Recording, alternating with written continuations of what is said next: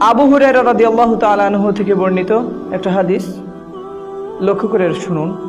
হযরতে আবু হুরায়রা রাদিয়াল্লাহু তাআলা আনহু থেকে বর্ণিত, রাসূলুল্লাহ সাল্লাল্লাহু আলাইহি ওয়াসাল্লাম বলেছেন, যদি কোনো ব্যক্তি সূরা মুলক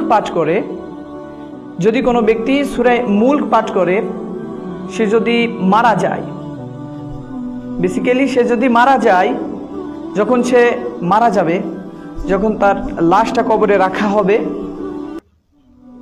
যখন তার লাশটা রাখা হবে, আযাবের ফেরেশতারা আসতে থাকবে। তার পার দিক থেকে একদল আযাবের ফেরেশতারা আসবে। তারা যখন আসবে, তারা শাস্তি দিতে আসতে শুরু করবে। আর পার দিক থেকে ওই সূরা মুলক কথা বলতে থাকবে। সূরা মুলক তার পক্ষ নিয়ে কথা বলতে থাকবে, বলবে, তোমরা কেন এসেছো এখানে? তারা বলবে, আমরা শাস্তি দিতে এসেছি, আমরা আযাবের ফেরেশতা, আমরা শাস্তি দিতে এসেছি। তখন বলবে যে না, এই ব্যক্তিকে শাস্তি দেওয়া যাবে না, কারণ তিনি সূরা মুলক পৃথিবীতে যতদিন পর্যন্ত বেঁচে ছিল, এই সূরা মুলক সে প্রতিনিয়ত পাঠ করেছে। এজন্য আল্লাহ তাআলার আযাব তাকে স্পর্শ করতে পারবে না।